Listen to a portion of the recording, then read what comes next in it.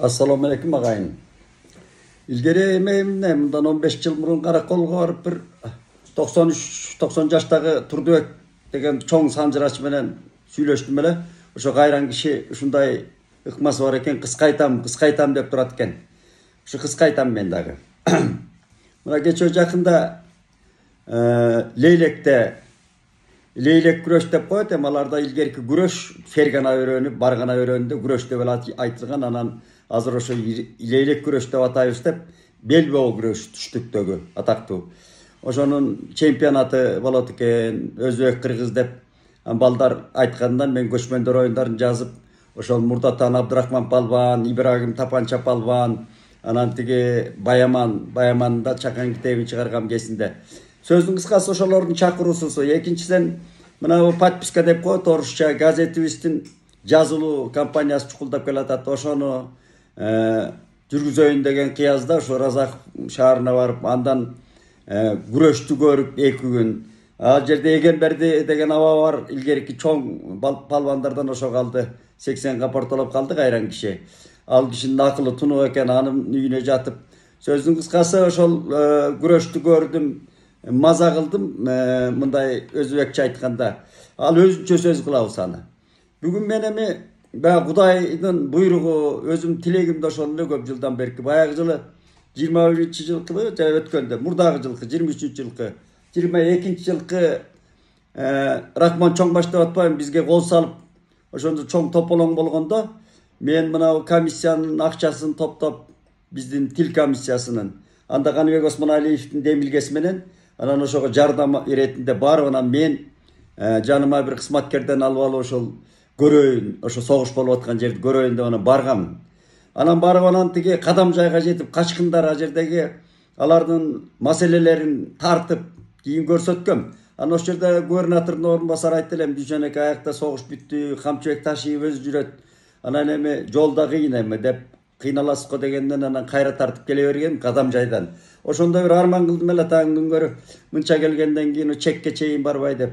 Анан муну Кудай буйруп сааты чыкканда ошол Кулунду дагы ошо Эгемберди абамдын үйүнө жатып, анан атактуу Кулунду мурда арка азыр жаңы жер айыл өкмөтү деп айтылат. Ошонун баарынын эртең менен адатымча туруп алып туруп Кулундуну жөө кыдырып анан арканы бүт ошо чек аралардын баарын өз көзүм менен көрүп чыктым. Эми ал жерде УКМКнын жетекчиси Камчы Ташиев мырза өзү баягы чакылдатып посттордун баарын жаңыртып азыр катуу иштетип аткан экен. Эми ал өзүнчө аскердик сыр деп коем, мен аякка кеп кылбайм. Мына мен кеп кыла турганым ошо Кайран Разахов Исхак агабыздын эмгегин кеп кылайын деп атам да. Мен өз көзүм менен көрдүм, бутум менен бастым. Ошол Кайран киши салган жалгыз ошол 50-жылдары салган канал. Эми чоң деле канал эмес экен, аз эле суу агат экен. Бүгүн ошол адырдагы элди көчүрүп, жерди чек арага арылатып туруп, анан Кулундуга ошол адырдагы элди көчүрүп, ошо канал салдырган экен. Ошо Козу Баглан дарыясы аркылуу. Ошол келедей каналдан бүгүнкү күнү 28 000 адам жан сактап атат. Кулундунун 50 000 гектар жери иштетилип атат. Ошол көзүмө жаш келип, талаада Исхак абама Куран окудум. Манас тоорунан андан берки 840-жылы уйгурларды бизди басмырлаган Уйгурстан талкалаган алп сол абабыздан бери анан кийинки бир кылымга сосулган алтын доордон берки тарыхты карасаң, бир дагы кыргыздын чоңдору хандар деп коелу, жерин кеңейткен эмес.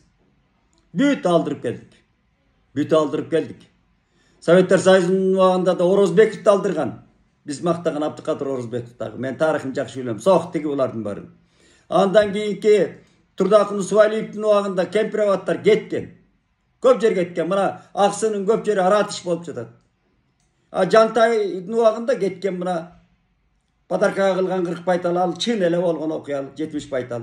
Казактар келип жер сурап баягы Кенесарыдан кийинки чыккычы атыккан казактар келип жер сураганда Кордой жөн жатат деп карматып коюптур, Кордой бейлеп алышты. Бул чындык, ачуу чындык. Бүт жерди берип келди. Турдакын Усубалиевдин убагында кетти кайран жерлер. Андан эгемендикти ал. Ырсаңдаган тиги качкын президенттердин баары карматты. Канча жерибизди, мен кыскартып айтайын. Кайран жерлер кыскартты. Bir gana Razak ошон үчүн Разаков экен. Исхак абабыз ошол канча 50 миң арка тиги булардын баарын адыр көчүрүп туруп ошо жерлерди Кыргызга таштап кеткен экен. Илagın келет. Илagın келет да. Ошондон бери ошол каналды bir жетек чоңдотуп койгоптур. Деңир мындай чоңураак кылып сууну көбөйтүп койгоптур. Анан Разаковдун арбагына чөгөлөбөгөндө кимге чөгөлөйсүң? Тууганым. Мына Акаев алып келди деп коелу. Эксгумация кылып Москвадан сөөгүн. Бирок тиги терести, арбакты сыйлап, бирөө ошол Баткендин Кулунду аймагын кеңейтпей, суусун миңдеген гектарлар жатат. Арка менен азыр дагы укмуш экен, жылыга 2 түшүм алат экен. Ал ылдый экен, мына Бишкек 800 метр болсо, деңиз деңгээлинен ал андан да ылдый экен. А жерде давление көтөрүлбөйт. Жыргап жүрдүм мен талааларында. Бүт жөө кыдырдым. Кайран жерлерде. Ал менин да жерим да. Сенин да жериң. Кайран Разаков айткандай, сен таза болсоң, мен таза болсом, коом таза болот деп кеткен. Разаковду ыйлатып кетирдик. Мына биз эл баатырын берген, мен ачык айтайын. Кулатып баштап ыйлатып кетирген. Биз эл баатын берип отурабыз. Арбактары кечирсин. Анан Разаковду айтасың да. Жерди кеңейтип бизге таштап кеткен. Башка фактысын айтпай эле коёй.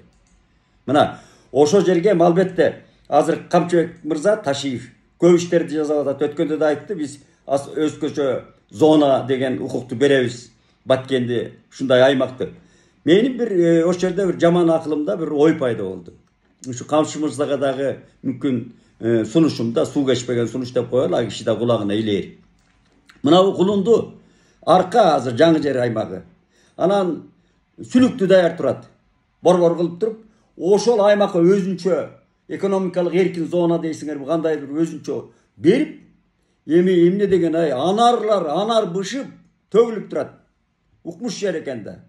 Бүт бушат. Эгер Козу Багланды башы бизде турбайбы? Суунун башы Рычак бизде турат да. Эми ал өмгөккө салбай, согуштук жолго салбай, элчилик жолу менен, дипломатиялык жол менен тажиктер менен макулдашып, анан аларга 30% бересиңби, 20% бересиңби, суу сактагач куруп туруп, анан сууну тептирип алып чыгып, тиги куураган адырлардын баарын гүлдөтсөң, миграция эмес, эртең мен көчүп барам ош жерге.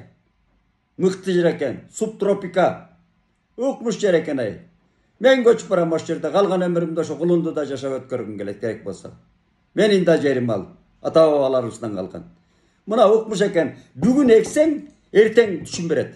Комбинаттарды кур, мыкты дүйнөнүн жакшы инвесторлорду алып кел. А жерге жанагы эми Камчыбек мырза айтып атпайбы, жакында чечилет бүт чек ара деп. 1 метр да бербей туруп чечсе таңдын көрө. Тажиктерге алдатпай. Эң сонун болот, зымды тосуш керек. Качырата. Андан кийин ракетаңды кой, дронуңду кой. Анан инвестор чакырсаң бүт дүйнөдөн келет ал жерге. Себеби тез түшүм бере турган жер экен. Мына бүт тиги өрүк менен анардын жер экен да. Эмне деген, бүт Кыргызстанды бага турган. Кое туруш керек башка. Жерди каскылай бергенди кой. Жердин үстүнө эле иштетчи, ушул жерде даяр турат. Ана жетим тоо анан эмне деп. Мына жетим тоону буссаң ал экология бусулат, башкасы бусулат, эртең тиягын. Кең кассаң бусуп атпайбы? Мына алайдын тоолордун бары көмүр болуп калды деп атат. Ал жер экология бусулуп атат. А тиги жерде даяр турат. Бүт мигранттар келет деп атпайбы? Эртең келет а жерге инвестор. Эми Камчы мырза да ойлонуп аткандыр, президент ойлонуп аткандыр. Мен бир сунушумду айтып атам, мырзалар. Ушундай экен. Асыл жерлерди биз пайдаланганды али биле элек экенбиз да. Мына Кудай айырган өткөн жетекчилерди ошо сөгүп келдим мен. Баарын. Эми кош дейли. Алал болсун, кайран Исхак абабыздын арбагы ыраазы болсун. Ошону ыраазы кылышыбыз керек да. Анан бери келип анан Баткенге келдим. Баткенге келип эртең менен баягы мейманканага жатып, дагы адатымча эртең менен Баткенди бүт аралап чыктым. Өткөндө Камчы мырза Ташиев ошол жерде айтты эле, мынабу арыктарга чейин президент деле ошол акыр-чикир тазалап үлгү көрсөтүп атпайбы? Баткендин көчөлөрүнүн баары акыр-чикир жатат. Укемканын жетекчиси айткандан кийин барып көрүп атам мен. Бир күндө тазалап койсо болот Баткендин көчөсүн. Бул эмне деген жетекчилик? А жерде мэр деген бар да. Албетте ал ыйгарым укуктуу губернатор менен таанышып сүйлөштүм. Ал аскер кишиси экен. Бат-бат кабыл алып сүйлөштү. Биздин газетке жардам берели деди, болуптур деди. Al Mursa menen dagı janagı Batkendin borborunda bir kısık estelik turat. Men ana aytpasam bolboyt. Bu Sayazi kata turat o yerde. Bayagı jumurtka baskan ayaldın ekвиваленти turat borbordan aldırgan. Oşonuku je başka Turgunbay ababız jazagan Sadık. Albatta Sadıkovдун talantına men tazim etem. Biroq a kişi de жаңылат da. Barlı Kuday emes de.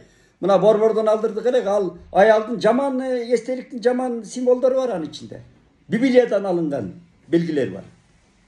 Ya biz musulman elim işte kanda Svetski olsa da. Andan keyin bir kol menen tündükte көтөрүп турат.